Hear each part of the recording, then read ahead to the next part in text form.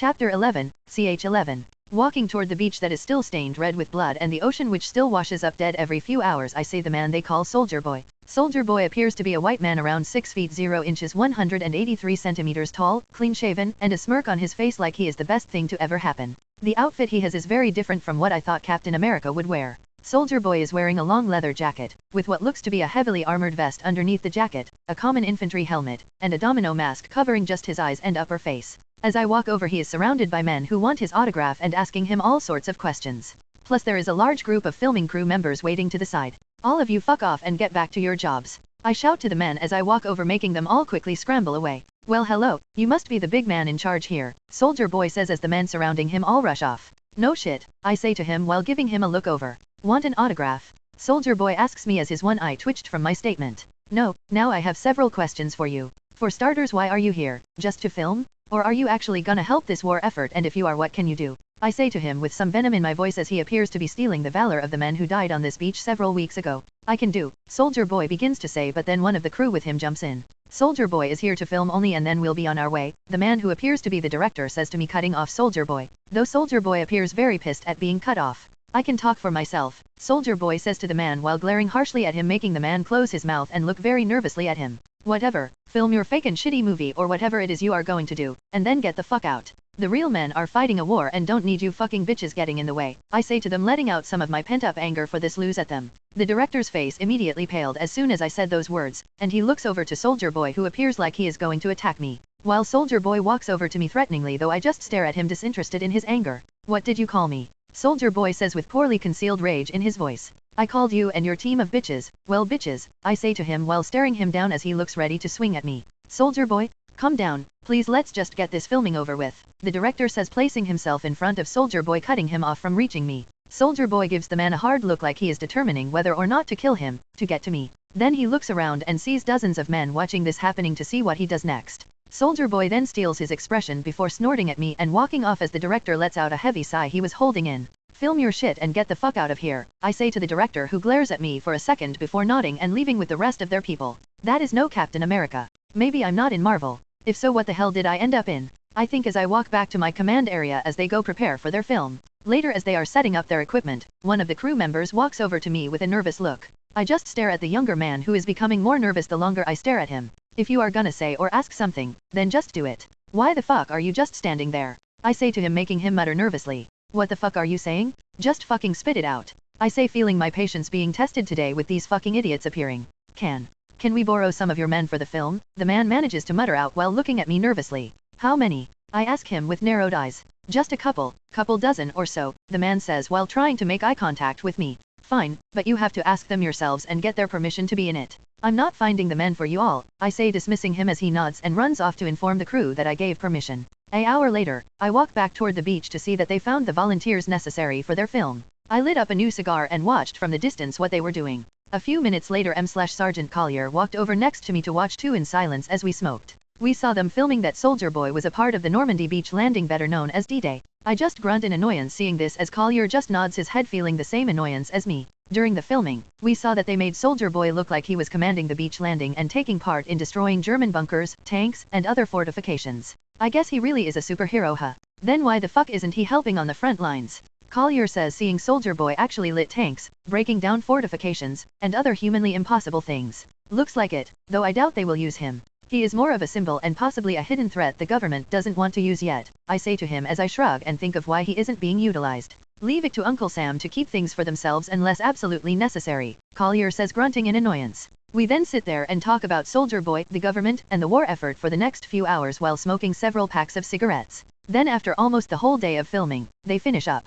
Didn't take them too long, as they didn't need props and Soldier Boy did his own stunts. Think they will tell everyone the truth at the end that he wasn't there that day? Collier asks me as we watch them wrap up the film. Doubt it. They will market it that he was actually here and actually did the things he did in the film, I say with a shrug, just sighing at the way things will most likely turn out. Fucking bastards, Collier says, grunting and walking off as I walk toward the crew since they are packing things up. Walking over, Soldier Boy and the crew are talking with my men who took part in the film, thanking them, while Soldier Boy is signing more autographs for the men, though as I walk over my men rush off. Everyone knows at this point I'm not in a good mood and I have a dislike for Soldier Boy. This time Soldier Boy just glares at me as I walk over, while the director looks between us nervously. You filmed your shit and your ride back will be here tomorrow morning at the earliest. 2 things. First, don't get in the way of my men while you remain here. Second, I hope you enjoy taking the credit for all the real men who died here a few weeks ago, while you were back home jerking off, I say to them as Soldier Boy looks ready to explode from my constant disapproval of him. What's your problem? It's not like I didn't want to come here and be an actual help. The fuckers back home wouldn't let me and instead prefer to have me film shit. Soldier Boy says to me with frustration written all over his face. There is always a choice, you chose to be a leashed dog and stay home instead of helping here in the war. As for my problem, the fuckers in charge are going to profit off this film you just made, while claiming you helped in this war, when in actuality you had nothing to do with it. Plus the men who were a part of it, they themselves, or their families won't even see a penny of that money based on the fake film made today and the more to come I'm sure, I say letting out my frustration on him and the crew who all look ashamed as I point out the reasons. However, the director looks indifferent to my points. Fuck you. You don't know shit about me, Soldier Boy says to me while stepping toward me threateningly again, with the director scrambling to step between us. Don't need to know you personally, I just know men like you. Fake and useless, I say to him as he snaps in anger. He walks forward, stepping through the director, knocking him down as he walks over to me and swings at me. Even though he appears to have super strength, agility, and reflexes, along with training, he was still easy for me to dodge. I sidestepped his strike which flew past me creating a small gust of wind from the power behind it. His anger was quickly rising now since I dodged his strike. No one reacted as they didn't know what to do. Plus after seeing what he was capable of no one wanted to get involved. While I just dodged each strike from Soldier Boy which was becoming more and more sloppy as his anger took control since I was dodging everything he was throwing at me. Seeing he lost himself to anger, I decided to finally hit back. Just as he threw another sloppy right hook, I deflected the blow feeling the strength behind it being more than mine. I then threw my punch, a haymaker which he didn't dodge, either from anger or underestimating me as he was the world's first superhero. As my haymaker connected he was preparing another strike, though right as my fist connected with his head it rang his head. He stumbled a bit not expecting the power and weight behind the strike, then I did another quick jab with my left hand. My jab connected again making him stumble more and with one final right hook I knocked him on his ass. Soldier Boy lay on the ground groaning in pain and not moving, as everyone fell silent seeing the outcome of the fight. The director was looking at me with surprise and fear the most seeing this, as everyone appeared to be slowly connecting the dots, that I might just be a superhero myself. What the fuck are you all looking at? Get back to work. I yell at my men stopping any more thoughts from appearing as they all ran off. Listen here you little bitch, next time you come at me I will break you, do you hear me? I say while standing over Soldier Boy who just glares back up at me though this time with hesitation and a small amount of fear on his face. You lot are going to be sleeping in the shit box, that's what we call the place where everyone shits. Have a good night, I say to them before walking off, as they all stare at me though I can feel the director's gaze piercing into my back. Chapter 12, CH12. The following morning Soldier Boy and his group left back home, while I just waved them off with a smirk as Soldier Boy glared back at me. My unit and I then spent the next few days still here at Normandy before Eisenhower gave us the order to move south once our replacements came.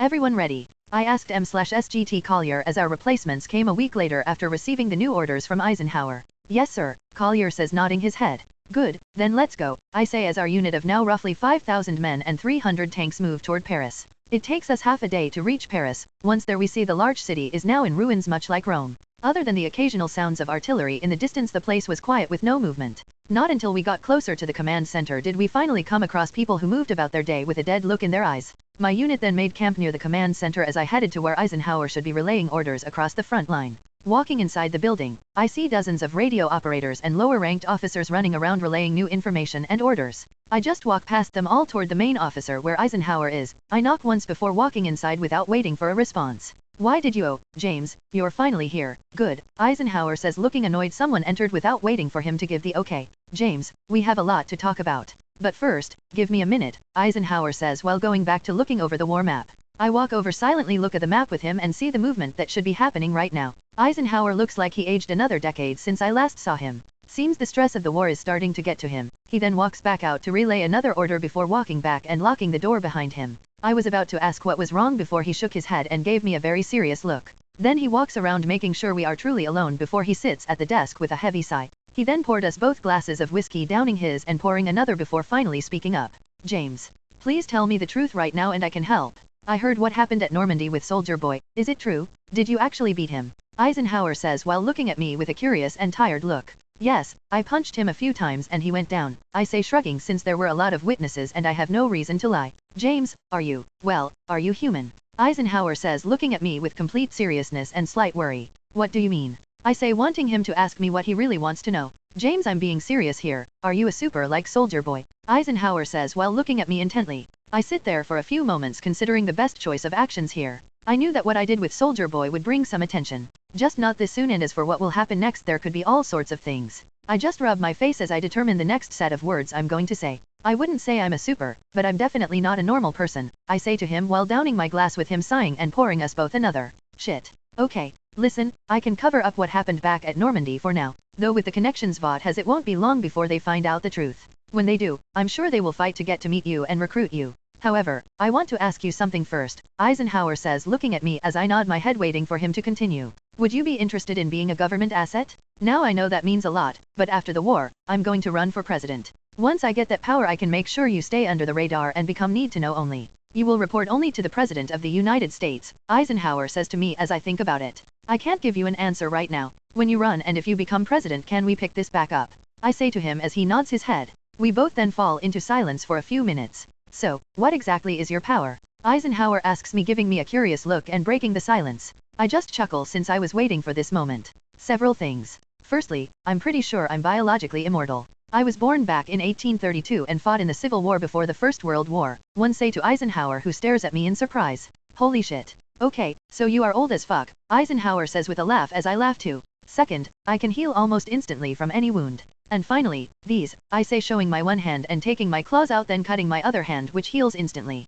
Eisenhower just stares at me for a few seconds, processing this information I just dumped on him. He then just shakes his head in disbelief with a small chuckle before downing his glass again. This world is changing way too fast for me. First 2 major wars, back to back, and now superheroes have lived among us for at least 100 years. God damn, Eisenhower says, coming to terms with how much is changing. I hope you know, James, I'll be taking this secret to my grave, and if you need anything just ask me, Eisenhower says to me as I smile and nod my head. Thanks, I say as we clink our glasses before catching up, and I answer all of Eisenhower's questions, especially about the Civil War. Eisenhower then passes out at his desk having drunk too much, so I pick him up and place him in his bed. Then I sit in his office thinking about my future and how this world is definitely not Marvel or DC, meaning I'm in another place that I have no information on. I don't have faith that the government will be my friend, but as long as Eisenhower sets it up for them to not mess with me, I will trust them. As for this company Vought, I know nothing about them. Though if they offer me better things than the government, then I'll take it. However, that is something I will worry about once the war is over. The following morning Eisenhower wakes up with a slight hangover. He asked me if anything happened while he was out. I just told him some new information came in from the front line, which I took over for him. After he gets his hangover under more control, he takes back over. James, I need you and your unit to start helping push into South Germany. Head to just north of Switzerland and begin pushing toward Munich, Eisenhower says to me while holding his head, which is still bothering him slightly. Understood, I'll gather my men and we'll start heading there immediately, I say to him as he nods his head. I get my unit to pack their things, and within the hour we begin our long march down to the border of Switzerland before heading to Munich. On the way down to Switzerland we had a few skirmishes with the Germans. After a few days of travel, we finally reached the border of Germany, France, and Switzerland. We are approaching the front lines. Moving forward we will be running into more and more Germans. I want everyone's head on a swivel and don't let your guard down, I say once we are an hour away from the front lines. As we reach 10 minutes from the front lines, the sounds of battle can be heard. I immediately tell my men to move in and assist our allies. I ride forward with Fury as my command vehicle at this point. We reach the Ally command post, where I jump down and walk into it. Inside I see several officers yelling at one another. 2 appear to be captains. One from the US and the other a British captain. The third officer is a lieutenant from the French resistance. As I enter they all look over and the US officer does a double take before stopping to salute me. What the fuck is happening here? I say as I walk over. Took you all long enough, the French officer says. Shut the fuck up, I'm not your reinforcements. I'm here to push further into Germany. Though it seems you lot failed at holding the border. What happened? I say while glaring at the French officer, who just glares back. The men sent further in ran into heavy resistance. There appears to be a German blockade keeping us from moving forward. Sir, the US officer says to me as I nod my head. How many men do you all have? How many Germans are there estimated? I ask them as I look at the map of the local area where the enemy should be located. We have maybe 2,000 total, that includes the wounded. The Germans have maybe close to 6,000 if our scout reports are to be trusted, the British officer says while sneering at the French officer. If you lot continue to argue, I'm going to hold you all under lock and key moving forward, I say to them, making them all close their mouths. My unit is 5,000 strong, with your remaining fighters we can break through them. Let me see the map and send another set of scouts out. I want to make sure they didn't move after our arrival, I say, pushing them away from the map. I then call in M/SGT Collier and Capt Rain to discuss a plan of action with our men available to us. After we made a few plans, the scouts returned to inform new movement spotted where the Germans were reinforcing certain areas. We then made some adjustments to our plans before moving forward. Gather the fighters, it's time to move forward, I say to them as the officers nod and all go to relay my orders. Collier and I walk back to Fury before making our way to our post. We'd be leading the charge in the center, the heaviest resistance. Though thankfully Fury was upgraded to AM4A3E2, 76W, aka a jumbo Sherman, making it almost impossible for the Tiger 1 or Panther tanks to penetrate it from the front. However, a Tiger 2 would have no problem. Remember they have one King Tiger, so as soon as we see it, disable its gun. Don't focus on anything else, I say to Collier, who nods his head as we begin moving forward with 3 other Shermans moving up behind us. I want everyone to call out when they are in position and then we move at once, I say over the radio, which I now use without an operator since I kept losing my operator. Once everyone calls out they are ready, I give the command to move forward and we meet the Germans head on. The sounds of battle quickly are heard as guns, cannons, and dying men begin taking over the area. Chapter 13, CH-13. Moving forward, I used the 50 calories 12.7mm machine gun to light up the Germans. While we slowly push forward, several of their Panzer IVs and a few Panthers were attempting to take out Fury. Though, the rounds that didn't miss ricocheted off our tank flying into the distance or crashing into the buildings nearby. Our fellow Shermans were taking care of the Panzer IVs, while Fury focused on the Panther among them. I was laughing, having a good time shooting at all the scrambling German infantry that was running around. The few rounds that did hit me didn't even faze me at this point. Shit, I say as my machine gun jammed. Deciding to fix it later, I switched to my rifle as I began unloading back on the Germans. A second later, the building to our right collapsed as a King Tiger broke through it. The King Tiger immediately crashed into our Sherman to our right, immobilizing it. Then the King Tiger shot its round, smashing into the Sherman to our left, just missing us and exploding our fellow Sherman. Collier, right side, right side, I scream while smacking the commander hatch, with Fury falling back and the turret turning right, toward the King Tiger. I then grab the bazooka on the back of Fury, with the bag of ammo for it. I jump off Fury and run toward the Panther, which is still in fighting condition. The Germans begin unloading on me, though I just ignore them, rushing toward the Panther, which is slowly moving its turret in Fury's direction. Fuck, fuck, fuck, I think while stabbing all the Germans I run past with my trench knife. I ignore the shots being fired at me and shoot the bazooka at the Panther turret. The shot rings out and smashes into the side. From the looks of it, it disabled the Panther's turret ring, making it impossible to move the turret. I then begin to quickly reload. I then aim once again after reloading. I heard someone scream behind me just as I was stabbed from behind as I pulled the trigger. The bazooka went off, exploding right above the Panther on the building next to it. The building crumbled halfway, falling with a cloud of smoke covering the Panther's view. I turned to the man who stabbed me from behind and kicked his leg out from under him as it snapped in half. Fucking bitch. I yell at him as I rip his rifle from his hands and smash it over his head, snapping the rifle in half and caving in his helmet into his head down the center. I reload once again as more rounds hit me from the Germans nearby. With a quick look behind me, I see it clear, before taking aim at the Panther once again. Just as I waited for the smoke to clear just a bit more, the Panther came out of the smoke right toward me. Fuck. I shout as the Panther runs me over. I roll out of the way from getting crushed, though the Panther's left track crushes the ammo bag I had, exploding right under it. The explosion consumes me and the tracks, disabling the Panther from moving and shredding me in the process. My anger spiked, as I cut into the Panther from the bottom, cleaving right into the tank. Popping my head in from the bottom of the tank, I see inside are only 2 surviving crew members, while the other 3 were killed by the explosion now or my bazooka earlier. I climb into the tank, making both surviving crew members stare at me in surprise and fear. The driver scrambles for his pistol, though I just swipe at his face, cutting it into thirds as he falls limp. Get over here. I growl like Scorpion as I grab the gunner's leg, who begins kicking and screaming in terror as I drag him toward me. After beheading the German gunner, I open the Panther's commander hatch and see Fury manage to disable the King Tiger's gun. As the King Tiger begins to retreat with Fury holding its position as our infantry are having trouble moving up, I grab a few grenades from the German Panther crew, before tossing them all back into the tank to completely disable it. I jump out of the tank while looking for my target as it explodes behind me. Then I see him, the German infantryman with their type of bazooka called a Panzerschreck.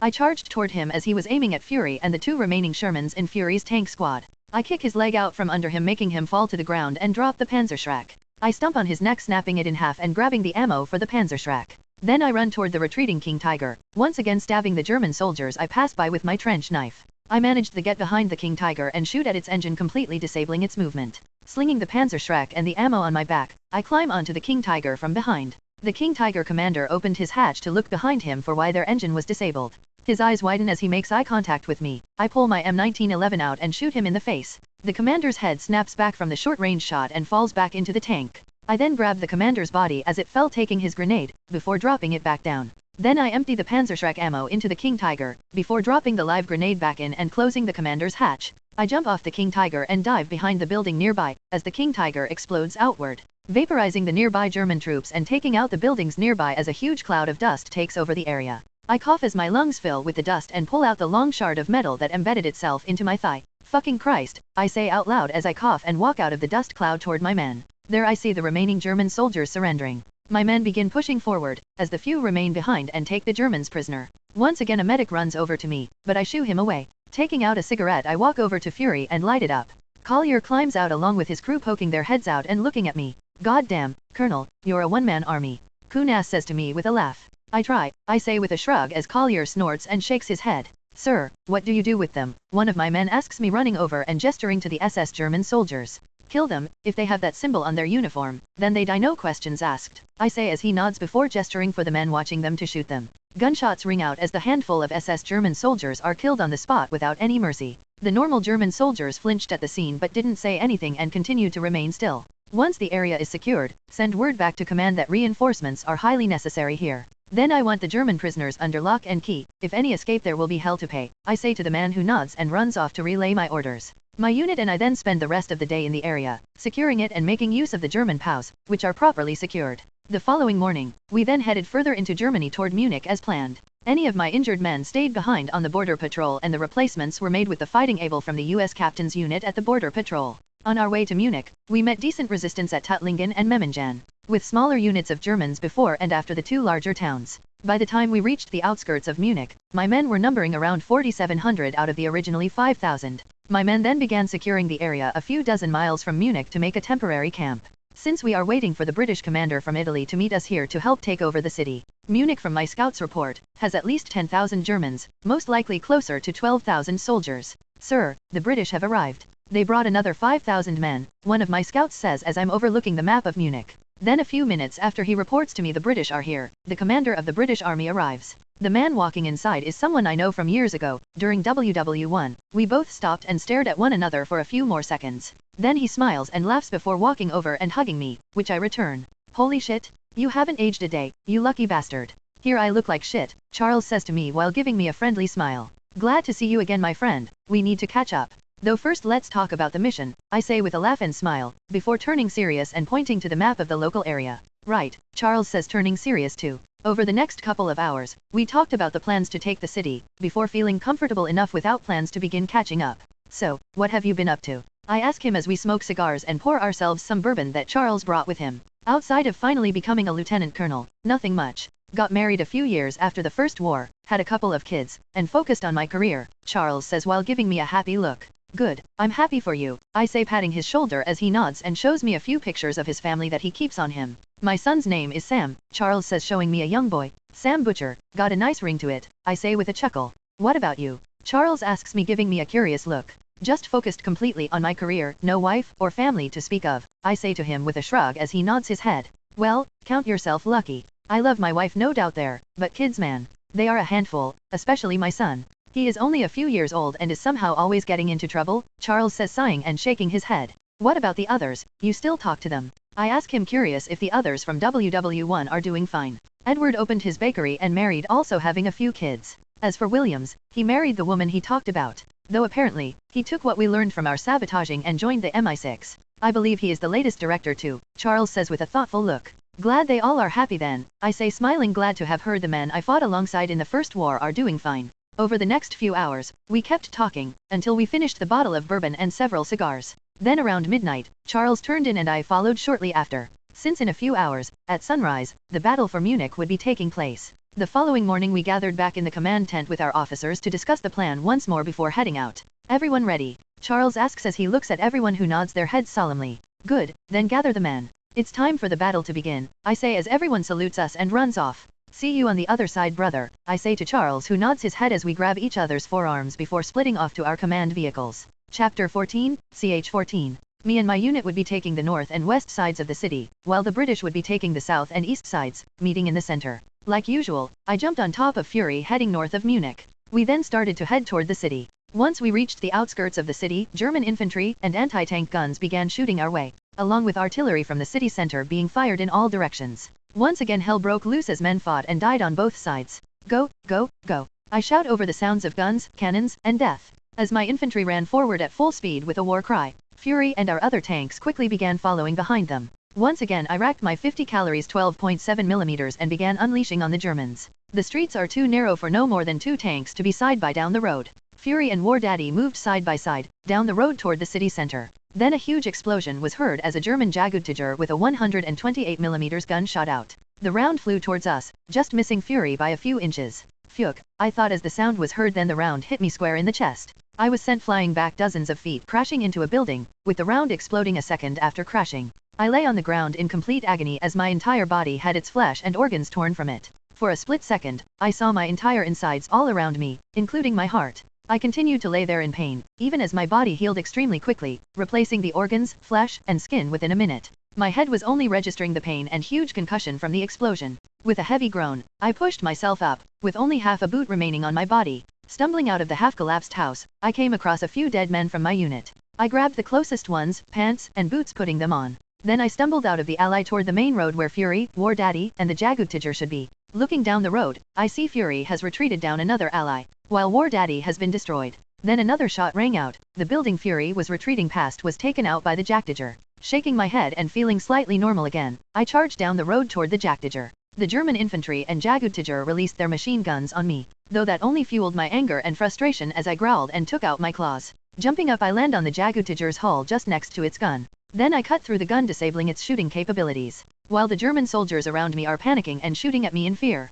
Ignoring them, I cut through the frontal armor of the Jagdtiger. "Here's Johnny!" I yell with a very angry laugh as I cut through the frontal armor. Demon, one of the German soldiers inside the tank yells, seeing me. "I'm gonna cut you all in half." I shout as push my way in, cutting through the gunner who is scrambling to grab his sidearm to shoot me. I then walk through his cut in half body, toward the loader behind him and cut him in half. Turning around to my left behind the gun breech, I turn toward the other loader who shoots me with his sidearm. I then cut his arm off before stabbing him in the face with my other set of claws. The command behind him dove down and looked like he was threatening to blow us both up with the grenade in his hand. I give a fake worried look and withdraw my claws, then quicker than he can react I grab his hands holding the grenade. With an evil smile, I pull the pin and hold it in front of his face while smiling at him. The commander then begins pleading with God and praying. A few seconds later the grenade goes off, killing him and making me grunt in pain. I then cut through the front armor again to see the Jagdtiger retreating further behind enemy lines. With an annoyed eye roll, I walk over the driver's hatch and stab through it, killing the man inside while making the Jagdtiger come to a complete stop.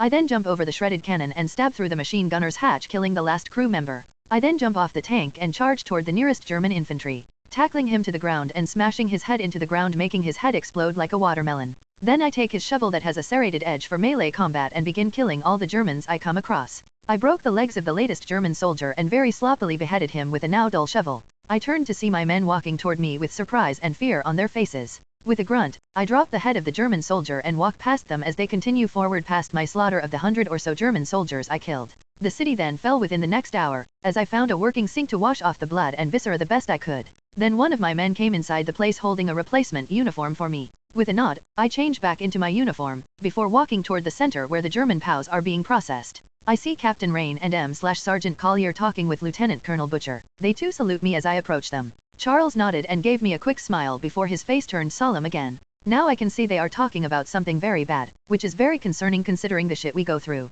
What happened? I ask as I approach them. This, Charles says, handing me a small list of orders that they found from German command here in the city. Thankfully I've picked up German quickly and learned it knowing we'd be going to war with them. Plus I learned Japanese and a few other languages I thought would be good to know for the future, like Spanish, French, Russian, and Chinese. I read the orders and my face darkened the more I read. "Gather our men, we move now." "Charles, can you all hold the city for now?" I ask him as Rain and Collier quickly begin barking orders to our men. "We will hold it, go and make those bastards pay," Charles says, nodding his head. My unit quickly gathers as we all double time toward the concentration camp outside the city of Munich. The Dachau concentration camp was the place where Hitler first decided to start experimenting and killing the Jews and other minorities. The orders were to focus all effort on wiping out the remaining people at the camp. "No mercy and no prisoners, every German inside that camp dies," I say as we all quickly rush toward the camp a few miles north of the city. Within 10 minutes we arrived at the camp, where a few tanks opened fire at us. Though with our overwhelming numbers, we took them out within a few minutes. Then we pushed into the camp where the German soldiers fought us without surrender. Only a handful tried to surrender, but we gave them no mercy. After reaching the camp, it took us only 15 minutes to secure it and put a stop to the horrors being committed there. Many of my men, even the ones who've been through it all, were scarred by the atrocities committed here. Piles of dead and in corners of the camp, with children in the piles like they weren't humans. I walked inside the main area and saw the place was used as an experimental camp. doing horrendous experiments on fellow men, women, and children, ranging from live surgery to complex experiments like how much pain can a human survive before going into shock. Many of my men had to leave the area not standing to see the leftover people who were being tortured.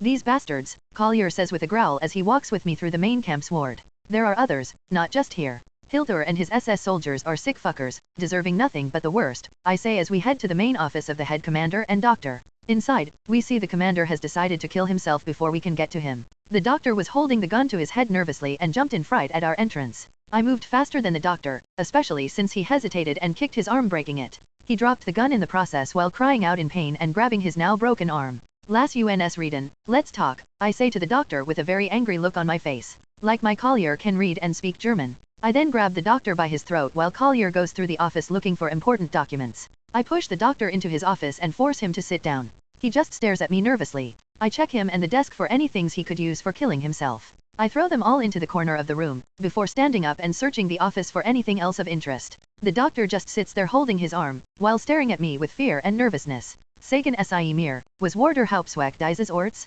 Nur die Mitmenschen zu quälen. Tell me, what was the main purpose of this place? Just to torture your fellow man, I say to him and turn to see him flinch when I look back at him. Neen, am Anfanging es darum, den Weg zu finden, den perfekten Menschen zu erschaffen. Nach seinem Weggang wurde es dann für andere Experiment genutzt. No, in the beginning it was to find the way to make the perfect human. Then it became used for other experiments once he left, the doctor says to me. Einmal wer, once who, I begin to say before, I hear Collier pull out his gun and shoot. Then Collier crashes through the door looking like someone sat him in an electric chair. A second later, a woman appears wearing skin-tight black leather clothing, along with a hood and mask covering her face. I can only tell it is a woman due to her assets which can't be hidden by the skin-tight leather outfit, one that reminds me of Catwoman. Before I can react, the woman sends an arch of electricity toward me which runs through my body very quickly and easily, stunning me as I felt my brain being melted inside my head, while my muscles spasmed. I lay twitching on the ground as I saw the woman then snap the neck of the doctor and make a Molotov cocktail quickly from the liquor in the room.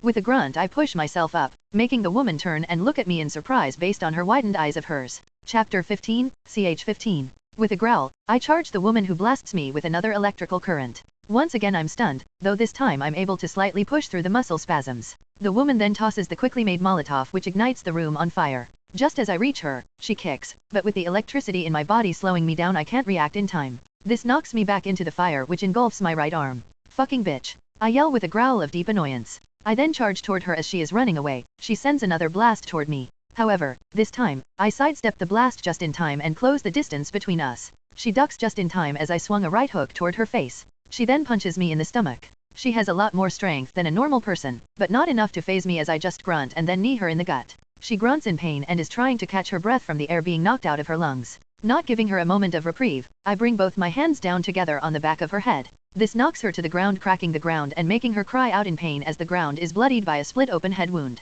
Now I have some case, I start to say, since I want to know who the hell she is. Just as I was about to tie her up, she released another extremely high voltage attack at me. One I couldn't dodge due to the close range. I yelled in anger and pain as the electricity ran rampant through my body. She quickly stood up and began retreating again. I'm gonna kill you, bitch. I yell at her as my anger spikes and I charge toward her. She is quickly running away now, looking back at me with fear in her eyes. As I was half on fire still and burning, but my flesh healed just as fast as it was burning up, leaving me perpetually on fire. This time my anger made me slightly reckless as it was running very high. I jumped toward her as she scrambled through another doorway in the area. I swiped out toward her, just barely scratching her across the back, making her cry out in pain and looking back for a second, seeing my claws covered in her blood. She then blasts me and the window in front of her. With a growl, I easily push the pain aside this time, though it is still making me slow down due to my muscles spasming. The window shatters open and just as she leaps out of it, I jump toward her, swiping at her. This time she doesn't escape in time as I cut through her left leg, taking half of it off. She falls to the ground outside and screaming in pain. I grab her severed leg and jump to the ground.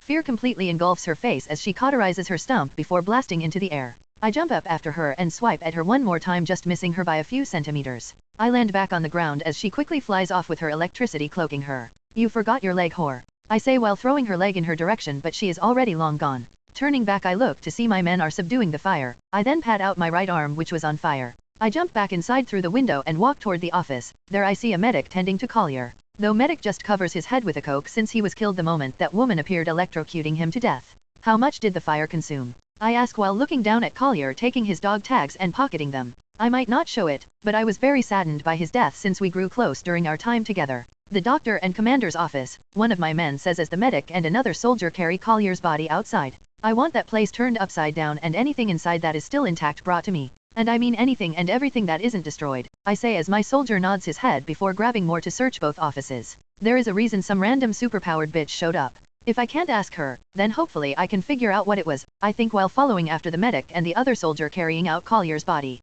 They place Collier alongside the other few men who died taking this place. Tell his squad to come over, I say to the soldier who helped the medic, giving me a quick nod before jogging off, with the medic walking off to help the other wounded. His squad then come over and look down at him, they each are looking down in sadness, trying to hold back some tears, but a few escape their eyes. I pat their shoulders in comfort. What happened? Garcia the corporal of the squad asks me as the other look to me for information. A German spy, I assume was hiding somewhere. They jumped us and I almost got them but they ran off, I say since it appears no one saw the crazy bitch, but definitely heard the fight. We gotta go find that sumbitch. Red the machine gunner of the squad says. Can't they are long gone and I can't afford to send anyone out as we have to secure the area and city right now, I say since it appears no one noticed the woman or the fight earlier. Seems my men ran toward the fire when it appeared, letting the woman escape unseen outside myself and Collier. Sir, Bible is about to argue, but I hold my hand up stopping him. No means no, I understand you are all pissed about Collier's death. I am too, but right now we have other priorities and I promise I will find out who this person was. Then I will get our revenge, I say as they all fall silent and we all share a moment of sadness at Collier's passing. Then what was with that lightning storm a few minutes ago? It rainin', is it? Kunas says breaking the silence and looking up at the sky with a few tears escaping his eyes. Wouldn't know. Garcia, when you are all done I want you and Bible to come talk with me, I say before looking down at Collier's face one last time, etching him into my memory. Garcia and Bible nod, while I leave them and help organize the temporary care centers for the surviving people who were kept here. During this time my men were bringing everything they could find that survived the fire inside the two offices. Then Garcia and Bible walked over to me with reddened eyes after crying over Collier. Garcia, Collier spoke highly of you. I'll need a new master sergeant for the tank unit. You are the one I trust, so congrats you jumped a bunch of ranks. Though no one will argue your capabilities or my promotion, I say to Garcia giving him his new rank to put on his uniform. Bible, you're now a Tech/3. Congrats, you will be Garcia's assistant in all matters, I say giving him his new rank too. Your newest member and driver is named Private Norman Ellison, I say gesturing for the young man who always looks nervous and just like his movie counterpart to run over. Private, these are your new costs whatever they command you is the law, don't disappoint me or them, I say as the two stare down Norman making him shift back and forth under their gaze. Go get him situated, I say to them dismissing them as they too nod their heads, with Norman saluting me nervously before quickly following after his new squad leaders. Sir, this is everything, one of my men says showing the organized pile of half-burnt items. From desks and chairs to paintings, and other common office items. The item I was most interested in was the half-burnt pile of papers. I walked over and grabbed them quickly flipping through them. Though they all seemed to be about the horrible goings of this place recently or the new orders sent from high command on their side. However, the last paper caught my attention with the bottom signature stating Dr. Frederick Vought. Vought. I mumble to myself seeing his signature next to a Nazi insignia. I pocketed the paper while giving the rest to be relayed to the command since it could help the war effort. I searched the rest of the area but found nothing else of interest. The rest of the day was spent securing the area and helping these suffering people slowly get better. Sir, the line is ready, one of my radio operators says as I nod my head and dismiss him. You there? I asked in Morse code through the only secure way I could contact Eisenhower without outside interference. Yes, what is this about? Eisenhower asked me back since relayed a message earlier about us needing to talk privately ASAP. I found a half-destroyed letter, with only the signature of Dr. Frederick Vought on it. He was a Nazi scientist, wasn't he? I say and a few minutes later Eisenhower responds. Yes he was, Eisenhower says and even though I couldn't hear or see him, I knew he was now processing the information that he experimented at a camp here. Though what does that matter, outside him being a monster in human flesh? Eisenhower says back as I think about the possibilities of this information. Not sure, though the Germans appear to have a super on their side. I was attacked by a woman who could shoot lightning out of her body. I was not able to kill her, though she did lose a leg in the process, I say back to him making him go quiet for a while. Did anyone else see her? Eisenhower says and I'm sure worried about the moral hit that men would suffer learning about a German superhero. None seemed to notice as they were busy with a fire she started. Though the only one outside myself who saw her was killed by her, I say back and I could imagine the small relief Eisenhower must have felt then. I see. That is good, though I'm sorry for your man's life that was lost, Eisenhower says back being truthful but honest. We are going to remain here securing the camp and Munich until reinforcements arrive. How long will that be? I ask back changing the topic. A few weeks at best if not a month or two, Eisenhower says as I sigh. Understood, I say cutting off the communication. I then tried to sleep, but my mind was occupied by the unknown woman and Collier's death. Though I did manage to get some sleep. My men and I then brought all the people from the camp to the city. along with the dead that could be buried outside a place that was their tortured home for who knows how long. Arriving in the city, Charles and I took over the leadership of the place, while making sure the German citizens didn't try to mess with the still recovering Jews and other minorities. Finally, after about a month and a half later, reinforcements arrived taking over our duty. Charles and I then marched together north toward Berlin, where all of the Allies were marching to put an end to the war here in Europe. Chapter 16, ch. 16. With the earlier defeat from the Battle of the Bulge, Germany pulled all they had back for the final defense of Berlin. Charles and I pushed forward toward Berlin. We'd be the first to reach it for the Western Allies, as Russia had already begun surrounding the city from the east. When we arrived, we heard the sounds of constant battle ahead, with the Russians throwing everything they had at the Germans with no remorse for their own people's lives. Charles and I had our men begin to set up camp, as we were in no rush to attack right away. Unlike the Russians, we cared about our men, though as our men were setting up camp, Russian command came over to us. "Are you going to assist us? You've been here for several hours now," the Russian general says, walking into our command tent with a very angry-looking face. "We will assist the moment we can. Unlike you, we care about our soldiers' well-being," I say, since I never liked the Russians' mindset of war. "I think you mean we have more courage in our soldiers. They do not need to be handheld. They charge into the fray regardless if they die or not," the Russian general says to me with some annoyance and a smirk. Courage, funny to hear that from a man who most likely points his own gun at his men if they try to retreat instead of running to their deaths.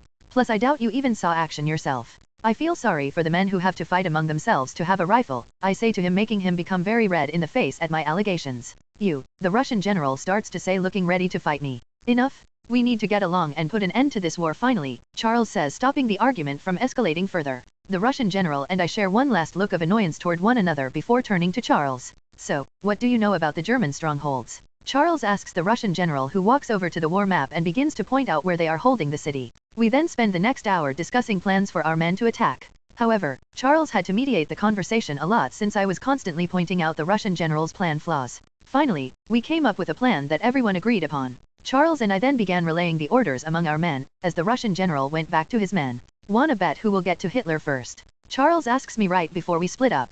"Sure, though if the little bitch kills himself before we get to him, the bet is off," I say, knowing Hitler bitched out once he realized he lost the war. "Deal," Charles says as we shake on it and go to our command vehicles. I climb onto Fury and give a reassuring nod to Garcia, who is now my M/Sergeant of the tank unit. We then begin to head into the city toward the constant fighting from the Russians and Germans. In my past life, the Russians were the only ones who took the city, but this time it seems I have already started to change even history itself. The push into the city was extremely slow and grueling, as the Germans were dug in like ticks, desperately trying to hold the city. The worst part was the fact that Hitler deployed soldiers as young as 14. We still killed them as they were trying to kill us, but their deaths would scare us all for the rest of our lives. We had to stop at every building and clear it out completely before moving on, and this was a very compact and large city. Much of it was already destroyed from the bombing during the last few weeks. However, there were still many places for the soldiers to hide, so we had to slowly advance to ensure we'd not get backstabbed later. "Jesus," Garcia says after we see several teenagers gunned down who ran toward us with the intent to kill. "Hitler is a sick fuck.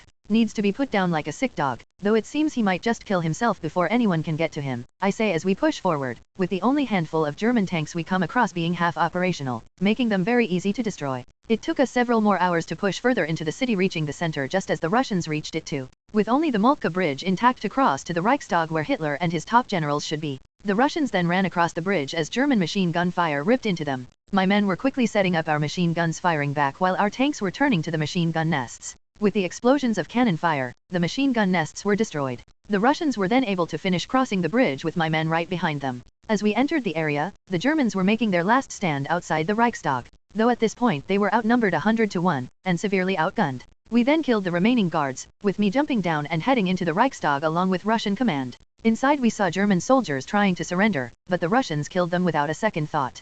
So some of the German soldiers ran over to our side trying to surrender. However, the only remaining soldiers were SS, so we killed them too. We entered the command room to see the German commanders surrender. They were taken in to be charged and publicly executed later. Then the Dachau building was turned upside down for Hitler. However, there was no sight of him until a Russian soldier discovered a secret bunker inside the Reichstag. The bunker was finally opened up, and inside we saw Hitler, his wife, and several guards who all appeared to have killed themselves. Seems he took his life in the end like a coward, I think, seeing one of the most infamous men who lived. The soldier took his body and began parading it around in victory. The rest of the city then fell within the next few hours once the news spread. Like that, the end of the war in Europe had begun, with only the final steps ahead of it. My unit along with Charles's unit and the Russians occupied the city. A couple of weeks later, Eisenhower arrived and took command from there. Then, like in my past life, history followed. The German armed forces surrendered unconditionally in the West on May 7 and in the East on May 9, 1945. Victory in Europe Day was proclaimed on May 8, 1945, amid celebrations in Washington, London, Moscow, and Paris. My unit stayed in Europe the following months to help bring stability back to the continent. During that time I searched for any information regarding the German superwoman who attacked me. However, I found nothing, which means I might have to confront Vought as they may know something. However, I currently don't have the influence necessary for that. Eisenhower also stayed with us, until he was called back along with me after Japan officially surrendered on September 2, 1945. There we went to the White House and were honored with several medals for our service in the war effort. Harry S. Truman was our current president, so as we arrived back home we both got in our fancy uniforms before heading to the White House. Why did you recommend me? I say to Eisenhower as we made our way to the White House. You deserve it, plus even without my recommendation, you have many people looking at you for several reasons. The first is your accomplishments in the war and the few that know the truth about what happened with Soldier Boy at Normandy. This will give you some semblance of security if you are a well-known war hero and commander, Eisenhower says to me as we walk inside the White House and wait in one of the many rooms for the ceremony. If you say so, I say with a shrug and sigh since this will be the third time I was here for a medal ceremony. Then as we were waiting the door to the room was opened, and with it, several people entered. One I don't recognize, though it seems to be the agent of the next person who I recognized. Soldier Boy walked through the door after having given his smug smile and waving to the people he passed. However, as soon as he turned and looked at me he froze up. What the fuck is this asshole doing here? I say as the agent looks nervously between Soldier Boy and me. I heard someone else was getting medals too. Didn't realize it would be him, Eisenhower says looking at Soldier Boy with a judgmental look. Hey imposter, what medals are they giving you? I say while glaring at him and making him snap out of his frozen state. The Medal of Honor, Soldier Boy says as I snort in disgust. Fucking disappointment, I say as his eyes widen and a flash of extreme anger comes on his face. I'm not a, Soldier Boy says with a murderous voice. Not interested in your excuses, I say cutting him off and making him step toward me as his anger takes control. However, I narrow my eyes at him, making him instinctually step back. I then smirk at his fear of me, which only seems to aggravate him further. Eisenhower is just watching this happen while taking note of Soldier Boy's fear of me, with the agent becoming very tense at the atmosphere between us. We are ready for you all, one of the many staff of the White House says coming into the room. We then all follow after the staff member, and we are brought to a small stage area. The place where the president makes many speeches and talks to the people with the news ready to take pictures and write what happens down. As we all stand on the stage waiting, Truman walks out and waves at the press smiling before turning to us with a smile. I want to personally thank you three for all the great contributions you did to the war effort, Truman says while shaking each of our hands, lingering at Soldier Boy, showing he is a fan of him. I just roll my eyes seeing them. Truman then goes and grabs the different medals which are lying nearby. He first goes to Eisenhower and rewards him with several medals, while the press takes pictures. Then he moves to me giving me the same medals as Eisenhower. Finally, he moves to Soldier Boy with the Medal of Honor and gives it to him with a fanboy smile on his face. I would also like to announce that moving forward today will be known as Soldier Boy Day. To honor his contributions to the war effort, Truman says as Soldier Boy smiles at the cameras while shooting me a side eye. I hold back a head shake, though I am very annoyed with this information. Eisenhower sees my annoyance and gives me a look to not say or do anything. Biting my tongue we wait for Truman to leave before taking our leave too. However, Truman pulls Soldier Boy along with him leaving Eisenhower and I behind. Seems Vought is making more and more connections, I say with a grunt of annoyance, as Eisenhower just nods his head. Don't worry, I plan on running for president soon. Once I get it don't forget my deal, Eisenhower says to me. I'll take it. Something is off about Vought and I want to know what it is, I say to Eisenhower who smiles hearing I will take the deal he offered earlier. Chapter 17, CH-17. Like that years pass by with several more superheroes making debuts. One of them caught my eye, her name was Liberty and she seemed very similar to the woman from Germany. However, Eisenhower has asked me to stand down for now. Once he is in power we can begin looking further into Vought. The Korean War finally took place on the 25th of June 1950 when North Korea invaded South Korea, but by the time it came around, I retired from war, having enough of it. Instead, I stayed alone on the land I purchased years ago. There I got books on meditation and other anger management lessons. Eisenhower also retired at this point, leaving the war effort for newer commanders. Along with all these things, a new religion was becoming increasingly popular, calling themselves the Church of the Collective, and from what I heard and read about them, they are more like a cult. Then in 1952, Soldier Boy's movie called The Soldier Boy Story was nominated for Best Picture but lost to An American in Paris. That was a great week for me since I could imagine the pouty man-child being upset at being overshadowed.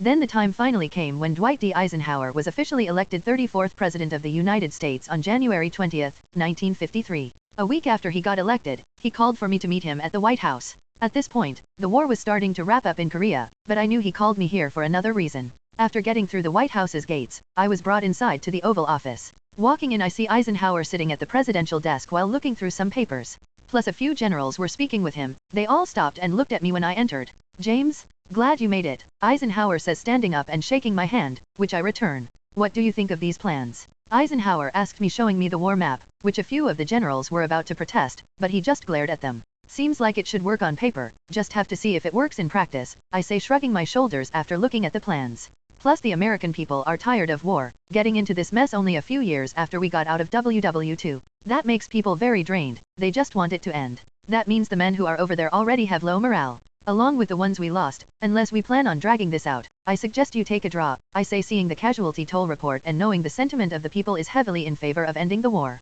We can't just roll over, one of the generals says. Mr. President, who is this man and what does he know about planning warfare? Another one says while glaring at me. This man has fought in both world wars, commanding men in both and a decorated war hero from both. His opinion is much more valuable than you all who have nowhere near the same experience, Eisenhower says to them, making them all shut up. Now leave, James and I have much to talk about, Eisenhower says, dismissing them before they can speak up. We sit and wait for them to leave, and then Eisenhower with a heavy sigh sits down. He then rubs his eyes while groaning. He then looks up to me with a mentally drained look. This job is much more stressful and annoying than I thought it would be, Eisenhower says as I just stare at him with a look of really. Listen, the other presidents made it seem easier.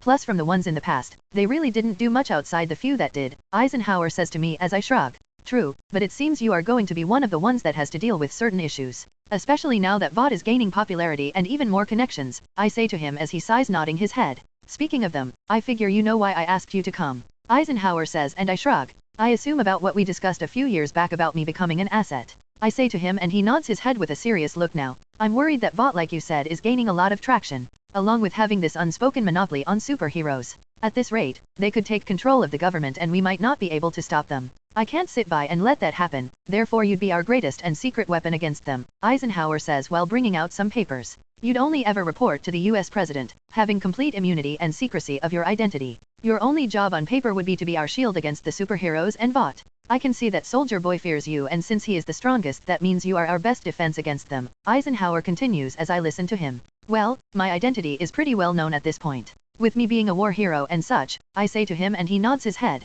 Which is why we need to kill you. James Howlett would die of a heart attack or something like that. Then we will make a new alias for you, though that means you will have to leave your current life behind, Eisenhower says to me while giving me a nervous look. Makes sense. I'll do it, not like I really had a life to leave behind anyway, I say, shrugging my shoulders and reading through the contract, which was very simple, stating that I only answered to the USA president, that I could even deny his orders if I found them to be FUBAR, that like Eisenhower told me, that I'd have complete immunity to my actions as long as they were a part of national security, that my identity was on a need-to-know basis, only those who need to know me would. A code would be given to me, that I could give to any police or government employee, which would give me full access to whatever it was I needed. I would also be paid monthly, which would match inflation, along with having my housing, food, and other necessities completely covered. The biggest being that once I signed and it was stamped by Eisenhower, this contract cannot be changed or broken, unless I choose to break it. This seems too good to be true, I say, raising my eyebrow, since usually the government doesn't give great deals out to people. I did that for two reasons. First, because we are friends, and the bigger one being because you are our ace and hidden weapon. We can't mistreat that weapon, but make sure it is taken care of for when it is needed, Eisenhower says as I nod my head and then sign the contract. We both take a copy after he stamps both. So, how do I die? I ask him. How do you want to die? Eisenhower says with a shrug. Nothing fancy. Guess a faked heart attack, I say, and he nods his head. I'll make the arrangements, Eisenhower says to me before giving me another curious look. What about your new name? Eisenhower says. John Logan. I want to be called John Logan, I say, taking credit from my past life and this one's past memories. John Logan, okay, I'll get everything in order. Then once it's all set, I'll have someone from the CIA set you up. Where do you want to live? Eisenhower asks me as I pause to think. I hate the cities, so somewhere away from people, I say while not wanting to be surrounded by people. Upstate New York? That way you are closer to New York City where VOD is located, Eisenhower says while thinking. Yeah, that's fine, I say with a thoughtful nod. Though I want to grab a box of mine. It holds the only things I care about, I say, and Eisenhower nods his head in understanding. I'll give you a few days and then we'll kill you, Eisenhower says, and I nod my head. Thank you again, James, Eisenhower says as we shake hands before I take my leave. I then head home grabbing my medal chest, which holds my war uniforms from all three wars, along with my medals, pictures, and other trinkets I kept during those times. Then I met with the agent outside my house, where they took me to upstate New York. They brought me to a place a few hours outside New York City. The place was a nice estate which was 2 stories and had several bedrooms and bathrooms. Along with a furnished basement, it was also surrounded by several acres of land which is now my private property. The estate was completely furnished with all the latest things, like a small library filled with books that I requested, TVs, and radios. Here are the keys, sir, and should you need anything please contact this number, the CIA agent says, giving me the keys and business card, which I assume goes to someone in the CIA. Thanks, I say, taking them before he takes his leave. A week after I moved in, I got the newspaper that was delivered to my mailbox at the edge of my property. On the front page was my name and obituary made by Eisenhower himself. From what he wrote I was even saddened, since from what he wrote it appears we are good friends. Like that I was dead to the world, making a few people happy, I'm sure. I then spent the next few years learning to control my anger completely, though meditation and other methods I found in books. The CIA would reach out to me once in a while to check on me and keep me updated with the latest information regarding VOT. The only time I left my estate in this time was to go to Eisenhower's funeral. Though much like the movies, I couldn't attend it and only watched from afar. Once everyone left I paid my respects to him. Then I returned to my estate and my recluse attitude only increased further, having lost my latest good friend. That 2 decades passed by, with many things happening. In 1963, before Eisenhower died, a news article came out with Soldier Boy being seen spraying protesters at the Birmingham Campaign for Civil Rights.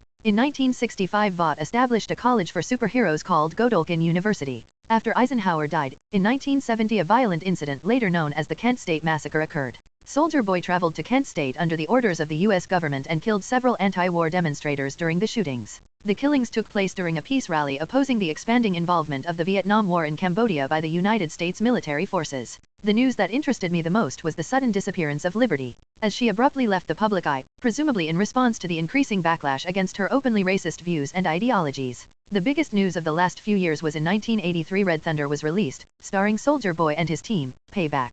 Soldier Boy attended the premiere of Red Thunder along with his sidekick, Gunpowder, and his girlfriend, Crimson Countess. On March 10, 1984, I walked out to my mailbox a couple miles from my home. When I reached it I grabbed my newspaper, before a car pulled up. One I recognized to be a CIA vehicle. I stood there and waited for them to get out and talk with me, with a man doing exactly that. Good morning, sir. The president is requesting your services in Operation Charlie, the CIA agent says as I raise an eyebrow. So I'm finally being called into action. For what? I think as I nod my head and get into the car. Chapter 18, CH-18. Operation Charlie, you are needed in keeping that going, the CIA agent tells me while handing me a file. Reading through it, I see that Operation Charlie is an off-the-books covert project ordered by President Ronald Reagan to help the Contra rebels fight the Russian-backed Sandinistas in Nicaragua. Only one CIA agent, Grace Mallory, was in charge of trafficking cocaine into the US and selling the money gained to buy weapons for the Contra rebels. So, what is the reason Reagan needs me to get involved? I say after handing back the file, and I can see we are headed to a military airport. This is why. The CIA agent then hands me another file. The difference between the two files is the first one is still top secret, but this one is higher up on the list, while my secret is considered one of the most important ones. However, I can see in this new file that the US government was approached by VOT International about getting superheroes in the military, that they will be sending Payback, Soldier Boy's team, to this last mission of Operation Charlie for a trial run. So, what? I'm there to babysit the superheroes. You should all know that Soldier Boy will recognize me, I say handing back the file he gave me. We are aware of that, which is why you will wear this. Plus we want our asset, Grace Mallory, to be protected. You are to ensure she stays alive, the CIA agent says and grabs a case from the front passenger seat and hands it to me. Inside the case I saw what looked like tactical gear for a special operations mission. However, there was also a mask inside the case. The mask looked just like the one Ghost used to wear in the Call of Duty games from my past life, except it was blood red in color. I just chuckled at seeing this but put it back in the case. Might be to resemble the Blood Angel unit I created. I think see that it is a deep blood red in color. Why the skull mask? I say looking at the CIA agent. No idea, I didn't suggest it, the CIA agent says shrugging his shoulders. We then arrive at the airport where I board an unmarked plane and make the journey to Nicaragua. The journey took several long hours, which landed me at an undisclosed location. From there I was brought to the camp through the dense jungle, though at this point I was already wearing the uniform given to me. Once we arrived at the site, everyone stopped to look at me, each with worried looks and confused faces. Though seeing I was with one of theirs they didn't say or do anything. I was then led to the command tent of the encampment. Inside I saw a very skinny blonde woman in her early 30s. Who the fuck are you? The woman says, turning to see who entered and giving me a confused look. You can call me Logan, I'm here on orders, I say handing her the orders given to me from CIA command. The orders tell her I was not a replacement or someone she could order around, but here on another top secret mission along with ensuring her safety. Glad they told me nothing, the woman says, who I now assume to be Grace Mallory. Did they tell you in a couple of days that Payback will be coming here? I say taking a seat in the tent and lighting up a cigarette which I could smoke through the mask thankfully. What? Grace says giving a very annoyed look. What the fuck are those super fucks coming here for? Grace continues very angry now and picks up a secured phone to make a call. I just watch her call her boss, who informs her they will be coming here to assist her in her operation. That they are doing this as a trial for possibly entering the US military. Grace was becoming increasingly annoyed the more she learned. She then hangs up the phone while cursing a bunch and lighting up a cigarette. Now too. Fucking motherfuckers. I am so close to finishing here and they throw this in my lap? Those entitled dumb fucks are going to ruin everything.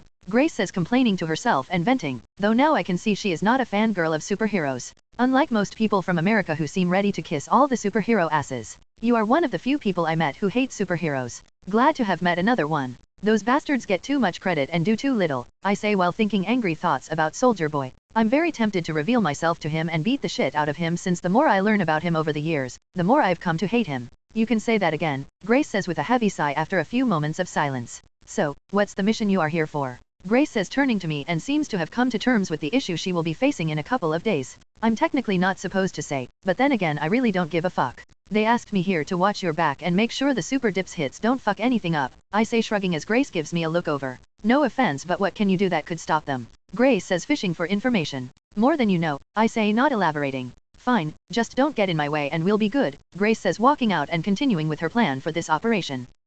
Captain, I say with a chuckle as she leaves, making her grunt in annoyance at me. Over the next 2 days, I just relax while smoking the cigarettes and cigars I brought with me. Plus I shot the shit with a few of her men, while Grace was just ignoring my presence. Then as Grace was walking through the camp and I was sitting down by the camp edge, I heard a small group of very loud individuals approaching the site. Oi, la gente viene al suroeste. Yo, people are coming southwest. I shout to the group, who all immediately grab their weapons, with Grace taking cover behind a supply crate. Walking out of the forest is Payback, led by Soldier Boy. The team consists of Crimson Countess, Soldier Boy's supposed girlfriend, a fairly attractive red-headed woman wearing a very revealing red leather costume, Gunpowder, Soldier Boy's sidekick, and a young teen wearing a similar outfit to Soldier Boy's costume, Black Noir, who appeared to be an average-looking black man, wearing a skin-tight black costume. There was also Mindstorm, an average-looking white guy wearing a black three-piece suit. Swado is a Hispanic man with a pair of wings like a fly's wings and a costume made to look like a fly. And finally, the TNT twins, who were wearing matching costumes. Plus the group had another black man among them, who I assume was Vought's representative.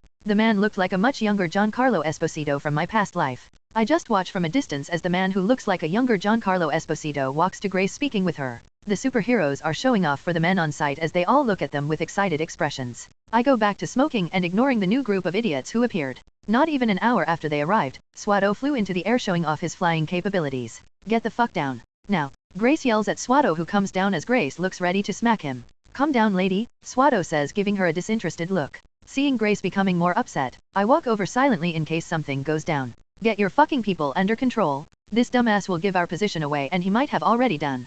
Grace says, turning to Soldier Boy, as the Giancarlo Esposito lookalike is somewhere else. Swado, don't fly unless I tell you to, Soldier Boy says as Swado just nods his head, walking away. Listen, I get you want to be that strong and independent woman who needs no man, but you should relax some. Plus I can help you relax if you want, Soldier Boy says to Grace and smirks at the end. I roll my eyes, just watching since I won't act unless needed. The fuck did you call me? Listen here, you dumb fucker, unlike you, I have real responsibilities and a job.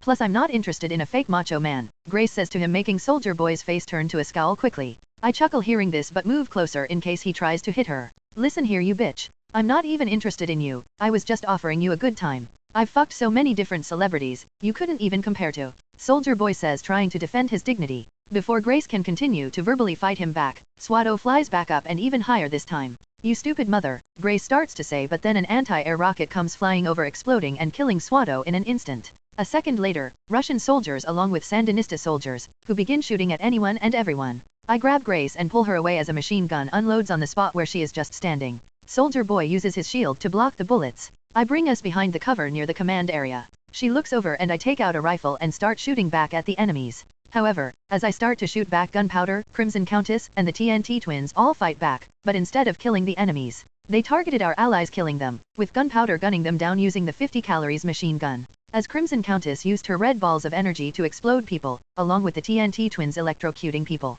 You are killing my men, Grace shouts, seeing the dumbass superheroes killing our allies. Though the TNT twins get taken down, a bullet finds the brother's arm, making him fall down crying out. His sister then drags him behind cover, while Crimson Countess runs off to wherever, with Gunpowder jumping off the jeep, which explodes from a rocket a second later. The jeep causes the explosion to be even bigger as some of the ammo nearby explodes. I grab Grace, covering her with my body as the explosion engulfs the area, shredding my back and taking out the command area. I grunt in pain and then we both flew a few feet as I used my body to shield her. My ears were ringing from the explosion though I looked down to see Grace was fine, just a few bruises and a small cut on her forehead. What? You're hurt, Grace says while looking at the chaos before turning to me. I look down and see a large, maybe foot and half long, shrapnel from the jeep embedded in my stomach. With a grunt, I rip it out making more blood pour out, which then quickly stops as the wound heals. Grace just stares at me processing the scene. You can ask later, just stay down.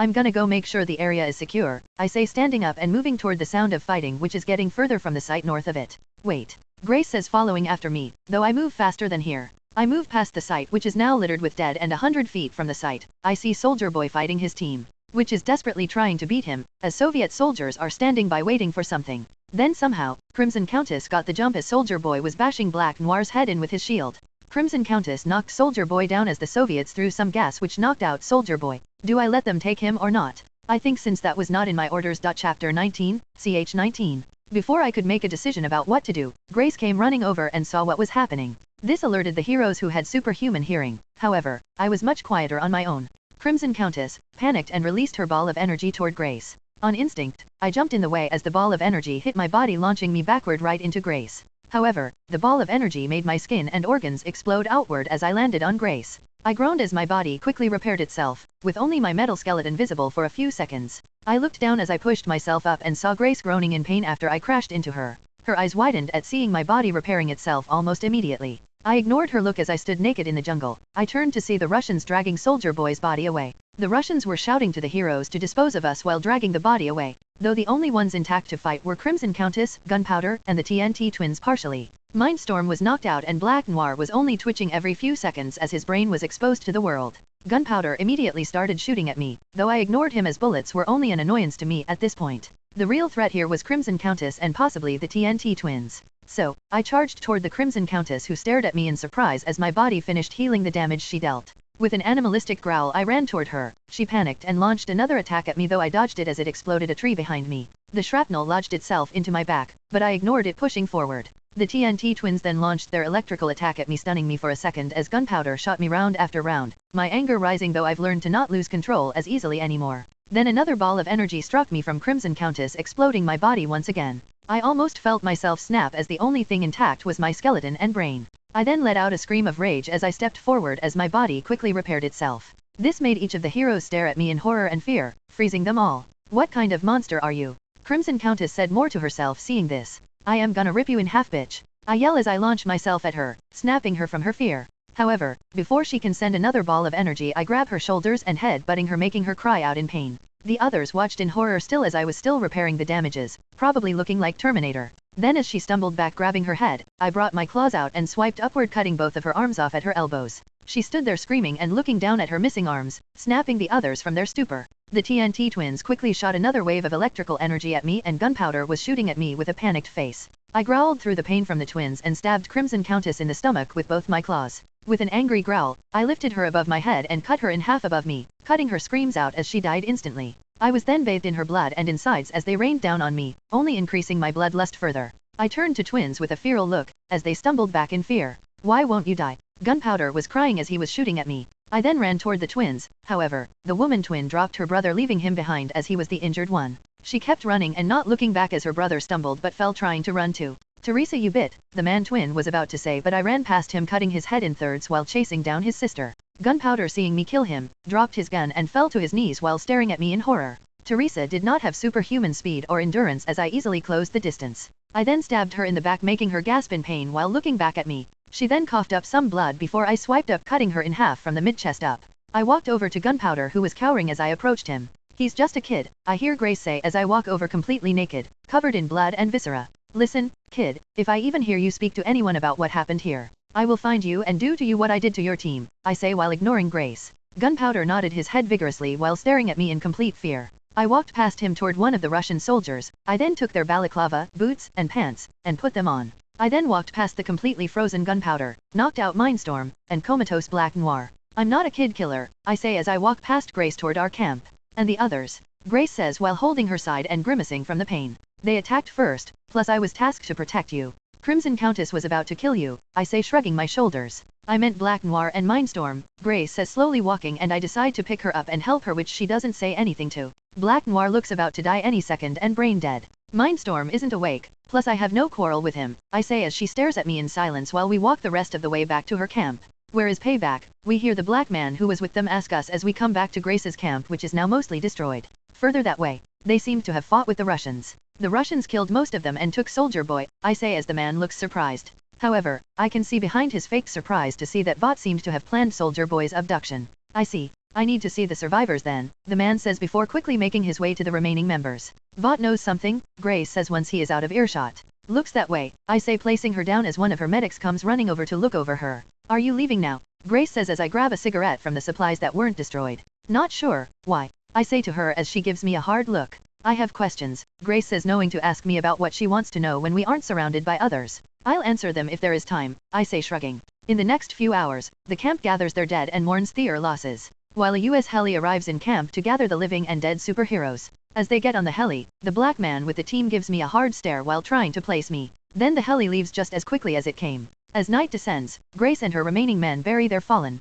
They then gathered the remaining supplies before moving to a new spot Grace had set up in case this site got found. Once we arrived, her men silently went about preparing the camp for the rest of the operation. Grace motioned for me to follow her. We then sat further away from the camp as her men worked. Grace pulled out a new pack of cigarettes offering me one, which I took. We then sat in silence for an hour smoking and just looking at the wilderness. With a heavy sigh, Grace turns to me giving me a look over before speaking. So, you're a soup too, Grace says while exhaling some smoke. Yes, I say nodding my head. A soup working for the government and not Vought. How'd that happen? Grace says raising an eyebrow. Cause I've been around a lot longer than Vought and already been working with the government for as long as I can remember, I say not elaborating. I can only assume a handful know of your existence, Grace says while looking off into the distance. Now more know and even more with time I'm sure. Especially after today, though I knew it was bound to happen eventually, I say shrugging my shoulders. I assume you are need to know then. Great, Grace says with a heavy sigh. We both then fall back into silence, before heading back to camp.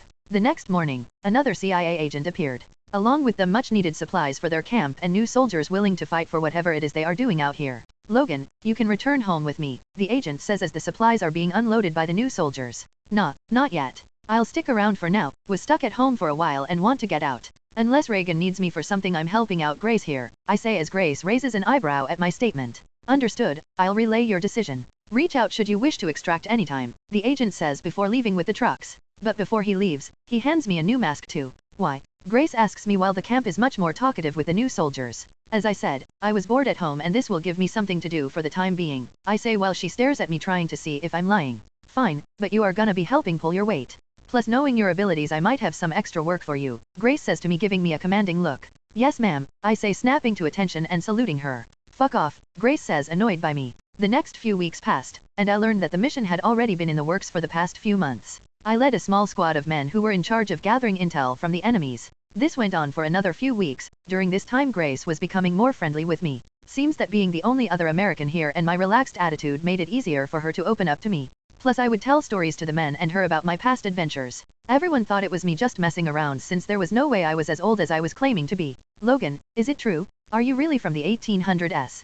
Grace asks me as I stand by the edge of the camp enjoying the quiet which she interrupted. Oh, you finally believe me, I say with a smirk, as I only take off my mask when alone or with her and no one else. I guess, shit after what I see what you can do. Plus you don't seem like a liar, Grace says taking my cigarette which I just lit from my mouth for herself. I grunt in annoyance at her taking my cigarette. She gives me a playful smirk. Then we sit in silence before I feel her staring at me. I look toward her and she seems to be debating something. Then before I can ask what is on her mind, she grabs me by the face kissing me. Sore, Grace says pulling away since I didn't respond to the kiss. Then I cut her off kissing her back. Things quickly turn heated as we begin tearing each other's clothes off. Plus we both seemed to want to release some steam and it appeared she has not been able to for some time now. I picked her up in the air as she wrapped her legs around me. The night was going to be a long one, but a very good one. Chapter 20, CH20. Over the next few months, I helped Grace with her mission here along with having a friends with benefits type of relationship. Finally, the CIA called her back, and I went with her. When we came back to the US, Grace was promoted and her career was looking bright. To hide their involvement in Soldier Boy's capture, the surviving members of Payback claimed that he and the others were killed by a super weapon used by the Russians. To cover their involvement in Soldier Boy's death, Vought fabricated a cover story that he heroically sacrificed his own life to save America from a nuclear power plant meltdown in Ohio. Grace and I kept in touch once in a while, however, our relationship changed to just being friends. as she found someone who she fell in love with, marrying him and having kids shortly after. I heard Vought tried to use their connections to find out about me, but the CIA and some others successfully kept my identity hidden. Like that, years passed by with me just going about my life and keeping tabs on Vought through Grace, who became my handler. Grace also moved up in the CIA, becoming the deputy director. Then one day, as I was sitting outside smoking a cigar, a car pulled up to my house. Stepping out of the car was Grace, who was now in her early 50s. Long time no see. I assume this is not a social visit. I say, seeing her walk over to me and being alone. Good to see you too, Logan, and no, I'm putting a task force together. Off the books, and I want you to help, Grace says, walking over and handing me a file that has 2 men inside it. That is William Butcher, Grace starts to say. Butcher. Is he related to Lieutenant Colonel Charles Butcher, a British officer during WW2? I ask Grace, cutting her off and reading his file to see if he is. I believe so. Why? Grace says, giving me a confused look. I served with his grandfather during the First and Second World Wars, one say, shrugging and seeing he is related to him. I see. Grace says, not sure what else to say. Well, unfortunately for Billy, his wife recently went missing. No trace of her. We assume Homelander had an involvement with that, Grace says as I raise an eyebrow. Homelander, here I thought he was one of the good ones, I say, sighing, since even the CIA found nothing on him. Turns out all soups are bastards. Sorry, not you, Grace says, realizing I'm not human. It's fine, most people who have what they have turn into egomaniacs who believe they can do no wrong, I say, shrugging and then reading the next file of a French man. That is Serge, unknown last name, extremely elusive and only caught by luck. However, I believe his talents would be great for the team we are going to form, Grace says as I read this man's history, which is extremely extensive. What is this team? I say to her, already feeling like I know the answer. To hunt down soups and expose them for who they really are. I want you a part of this since you are the perfect secret weapon in case we need it, Grace says as I look at the off-the-books task force she is trying to form. From the looks of it, these members have issues with soups. So when they find out, and we know they will find out, that I'm not human, do you think they will react well? I say to her, handing back the files. Not at all, but it's not like that could do anything to you, Grace says as I shrug, nodding my head. So are you in or not?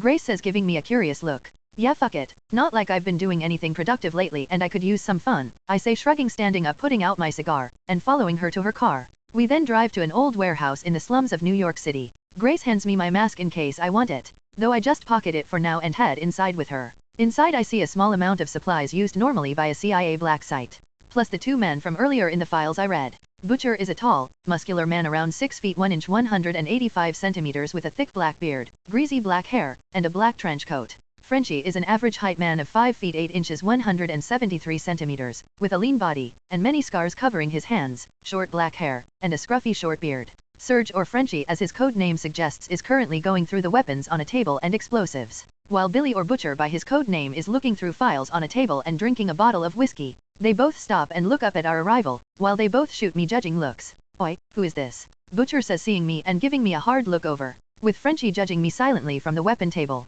Our newest member, and he will be second in command, right under me. What he says would be the same as if I said them, understood?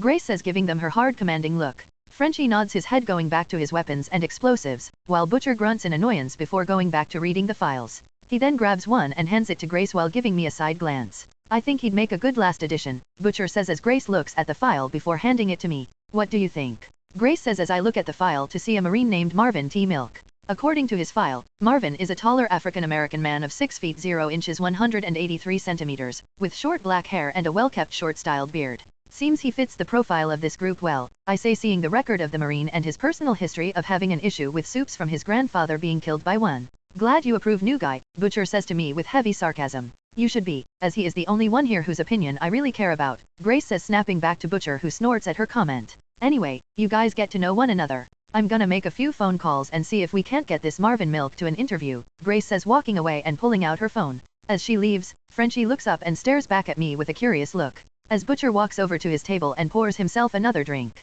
From what I read and can see from these 2 individuals, Butcher is a hardass and seems to be on a warpath, while Frenchie appears to be the quieter one but the loaded gun of the group. Since Grace didn't introduce me, I will. You can call me Logan, and it seems I'm now your leader, I say to them and air quote the leader role. Butcher grunts in annoyance at the leader part while Frenchie shrugs. How long have you been with the CIA? Butcher asks me while Frenchie continues to mess with the guns and other weapons. Not technically a part of the CIA, but I do have connections to it, as you can tell, I say to them and walk over to the whiskey bottle, but Butcher grabs it. Who said I'm sharing? Butcher says, giving me a glare. I said you're sharing, I say, taking it from him and surprising him with my strength and speed. Fine, Butcher says, putting up his hands in mock surrender. I then take a seat at one of the many half-intact chairs, pulling out a cigar and sipping the glass of whiskey, enjoying the taste. Butcher takes a seat at the file table while staring at me. With Frenchie ignores the atmosphere and goes about messing with the weapons. A few minutes later Grace walks back in and gives us all a curious look. Logan, Butcher, come with me. Frenchie, you hold down the fort until we come back, Grace says as Butcher and I stand up to follow her.